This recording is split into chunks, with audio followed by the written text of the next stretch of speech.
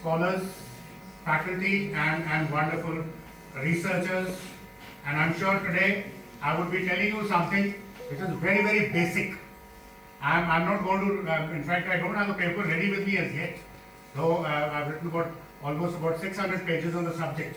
So I'm going to pick up very, very small things which are for your basic understanding. Now, this particular subject which has been chosen by the faculty of DSRS, I'm very grateful to them, is something very, very important. I would be touching, because this particular region is part of the Silk Route, and Silk Route is not one particular line like GT Road or as we call it. It is an amalgamation of various parallel as well as horizontal routes which were there present in this particular region almost 4,000 years back. Unfortunately, there's a book which has been written by our venerable Stogden. I'm forgetting the name of the book. It is there with me. The opening sentence of that book reads that this particular region was totally what is it called? Terra incognita. Am I right, sir? Yeah. Terra incognita to the Western world, to which I differ with them, because this is probably the region which played a major role right from the BCE, and over there were a lot of civilizations which are flourishing from China right till Ottoman, Turkey, and say African continent, and even the what we call European continent. So what is happening is this particular region, by virtue of its geography, had to be taken in a particular manner which couldn't avoid it. So there are three parallel sort of linkages on Asia. One is right next to Siberia, but can't be used. Then comes your between the plateaus, and then the Pamir North, can't be used, very rugged. And thereafter, south of it was the only region left. And fortunately or unfortunately for us, the entire thing is part of Jammu and Kashmir state, erstwhile Jammu and Kashmir state. So we don't use the word erstwhile also. We'll stop doing that. So that is how we go about it. So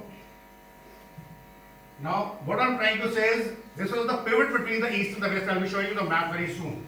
And is located at a highly strategic location in area of Pamir North, south of Pamir North, and lot of mountain ranges emanating for that. That will show you how the geography has tried to dictate the terms on ground in terms of diplomacy, in terms of politics, in terms of trade.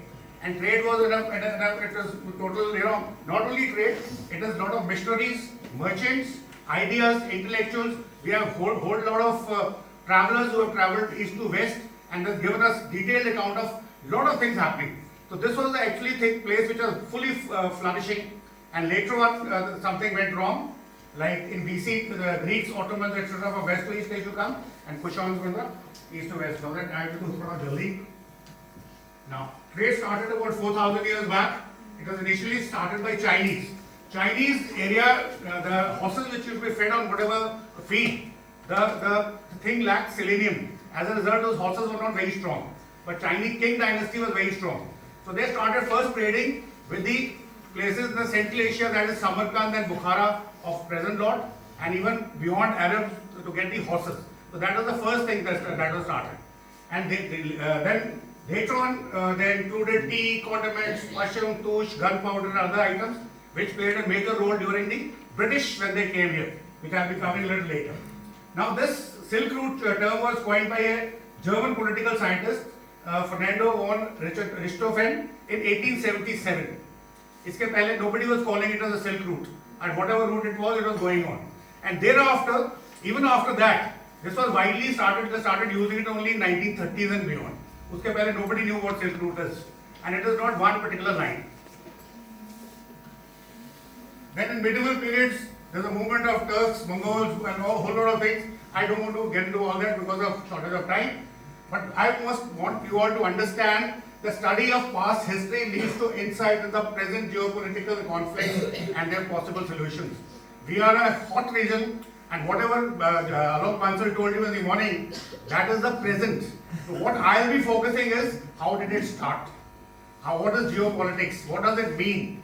And where all geography figured in, where all history figures in, where all politics figures in, and how do they interact? And when they are flourishing, what all comes out? And once they die down, how the things die down along with it? And finally, what do they give you? Okay. So firstly, let's talk about, I'll be talking about a bit of a geography.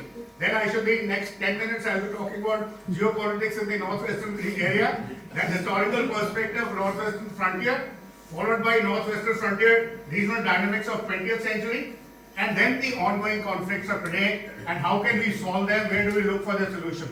Probably you'll get some kind of an insight from the history to get that. Brigadier, let us start with ongoing conflicts. So, well, I'll read the slide. I'll still honor your word, don't worry. Now this is the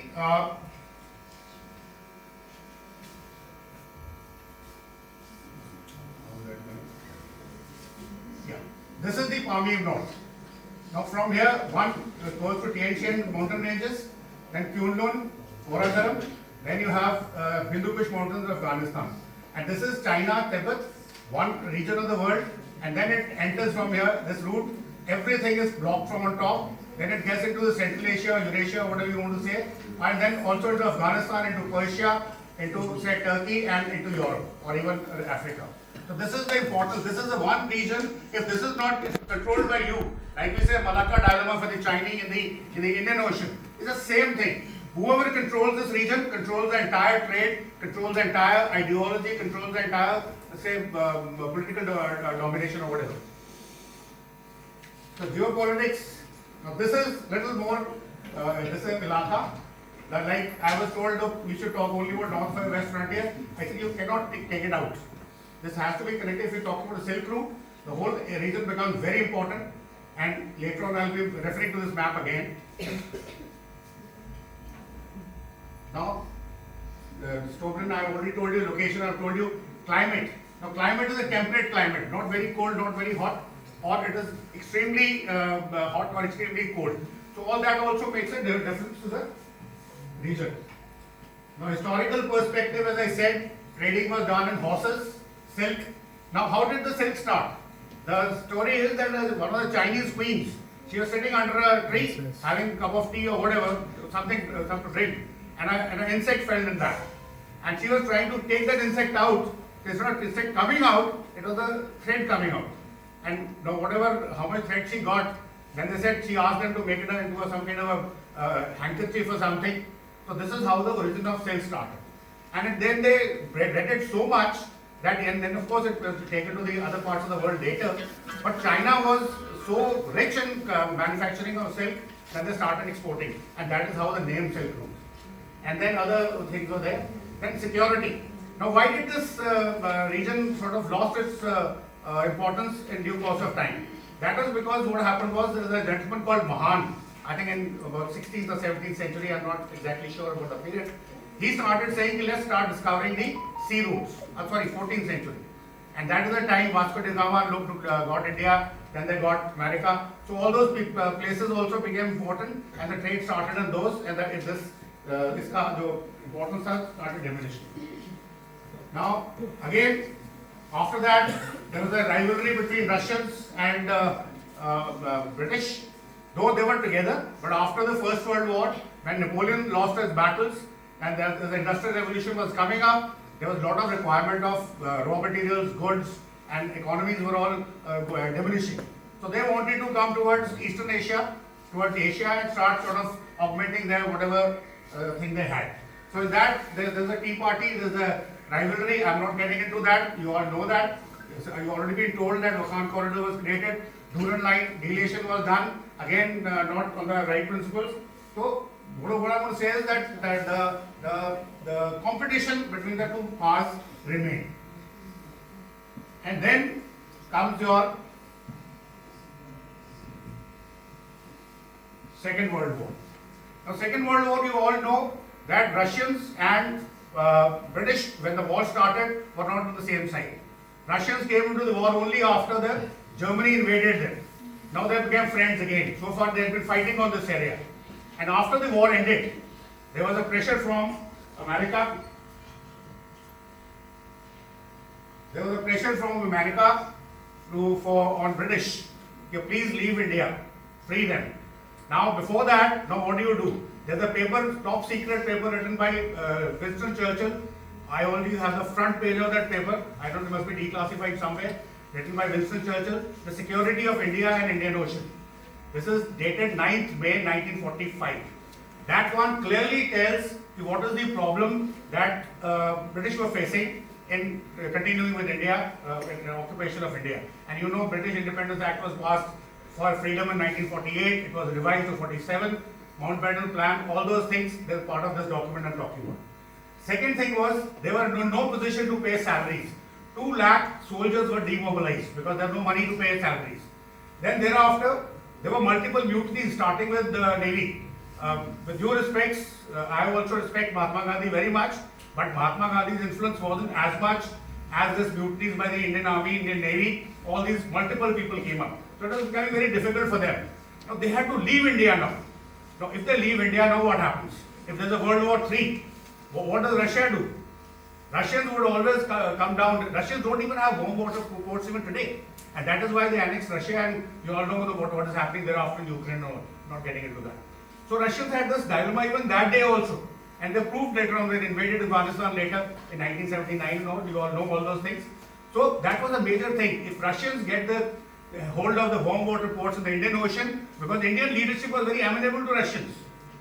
They were not with British at all. So they said what to do now. So something has to be done. And second issue was, they had a whole lot of Middle East oil fields. They were all owned by British. Today they are not. But that time they did. So what happens to those oil fields? How do they protect after leaving India? Brigadier, we've already run out of 10 minutes, so let's come to the Okay. last line. Okay, I'll go forward. Okay, I already told you. So this was the problem. So they wanted a buffer state, and this buffer state was created as Jammu and Kashmir has to be part of Pakistan. They had a bogey of Jinnah. So Jinnah was forced to remain rugged on this thing. People say it was Hindu-Muslim. Hindu-Muslim was the fault line which was exploited. Buffer state was required. J&K was required to join the Pakistan. Otherwise, Pakistan had no local standby as a buffer state. The reason was J&K state had borders with 5 countries. So that had to be taken into account. Then thereafter, there was no strategic depth with Pakistan. Then there was no water for Pakistan if all the Indus river system which gives water to Pakistan, if that is not with them. So it was a must that we must go there. And thereafter, second thing was, besides the protection of the oil field, the Russian nuclear program had started in Xinjiang in 1948. And I'm told 48 they had made the bomb also, which was later shifted in 1952 to other place. So these were the regions they wanted a buffer state is viable. So 26th of June, Lord Mountbatten comes to Maharaja Hari Singh to Srinagar to please join the Pakistan Dominion. Again, you know the whole story. And that day, it was clear that Maharaja is not going to join. So what they did, how to get J&K, they made it into 2 parts. One, I'll just use a map so that I don't take much of it. All these things I have already written. Okay. So what they did, they planned 2 things. One is Operation Gulmarg and one is Operation Dattakhel. Gulmarg for the present so-called POJK which you say. From there they came, they wanted to annex the entire Jammu and Kashmir state, Jammu and Srinagar. And the Gilgit-Baltistan and all those things, they were to be done with the help of Operation Dattakhel. Gilgit agency given to Maharaja, taken away from him, all that story you know. So these 2 operations were planned very meticulously. Operation Gulmarg was 10,000 people getting into Kashmir. Aim was to capture Maharaja, make him sign the instrument of accession in favor of Pakistan, and then occupy the Pir Panjal Heights. And simultaneously getting into this region, Jammu region, from here, and the whole J&K state will be part of them. And we all would have been Pakistani if they had succeeded. And for that, they had a very sort of detailed thing. Captain Aslam Khan, with a military cross, मेरे महल्ला जो पकड़ने का रहने वाला son of Brigadier Rahmatullah, he was taken away from J&K State's army, put into British army, made into an 8th officer, and he planned the entire thing. 18th of August, Operation Para Gulmarg was signed. 18th of August 1945. It took place on 22nd October. If it was signed on 18th of August, means what? Regarding Dattakhel, we don't know when it was signed, but it was Major Brown and again Captain from 6th Jammu and Kashmir Infantry, who was again used for the same purpose. So this is how they planned. Now how could they do it and keep it secret? And why it was their game? Who was the head of the India? Governor General Lord Mountbatten. His chief of staff, Lord Ismay. Commander-in-Chief of Pakistan Army, Indian Army, both together, Auckland Lake. Indian Army, Lockhart. Pakistan Army, Messervy. In Jammu and Kashmir. Chief of Jammu Kashmir Forces, General Scott. Chief of Police, Powell. R.C. Karg is the Prime Minister, his wife, British. So the entire game, they played together, did a lot of things, we asked a lot of questions to that as military men, but then they did it, whatever they did and they succeeded. And that is how this POJK was created and all those things. So all these problems were created in JNK is British system, and if you understand the real essence, you will be able to find a solution. Quickly, sir, I'm just open China and getting off. Now we have truncated JNK, Pakistan, you all know about this. Conflicts, we got terrorism because of this. Now, Treaty of Trishul extension. Now this is a Trishul because Zorawar Singh had captured Tibet right till Mansarovar. British ditched him. That is how he lost in Battle of Toyo by treachery of the British. Again we came to Trishul, we got some territory back. If today's problem with the China is to be studied, this is what is the place. And where is it lying? It is eaten by the moths in Rajeki Mandi. Please get those archives out, tell them to preserve it properly. I think they have sanctioned a sum of 80 lakhs or crores or whatever, but nothing is happening around. Second, excitation. Why is China so, this thing about excitation? Why did they make G219? Because nuclear program was running for Russia. Russia told them, go to this excitation, pick up the uranium from here and bring it to me. People say they made a highway, and it was in parliament, you know the incident of Jawaharlal Nehru saying, not a blade of grass grows there, you all know that. I'll not get into that. But then the point is, if it was that important to connect Tibet with China, why G219 in excitation? Where is Lhasa? Lhasa and mainland China, they are much to the east. This was for Russian this thing. Now today, excitation to chhota, Russians are left, Chinese are the sovereign there. But why they don't want to leave this place? Though we tell them that this is the boundary as per the Treaty of Trishul, where your guy was also present, though he's not signatory. Reason is, this has a desert and water. Chip manufacturing today in the world is something which is very important. If you want to make a chip of 6 inches by 6 inches, you need 10,000 liters of water and this sand. So China will not leave it. Next is semiconductors, what I have told you. So these are the issues which are, we are burning issues which we are confronting. If you go into a bit of history study, I think we'll get it. Thank you very much. Thank you. Please like and subscribe.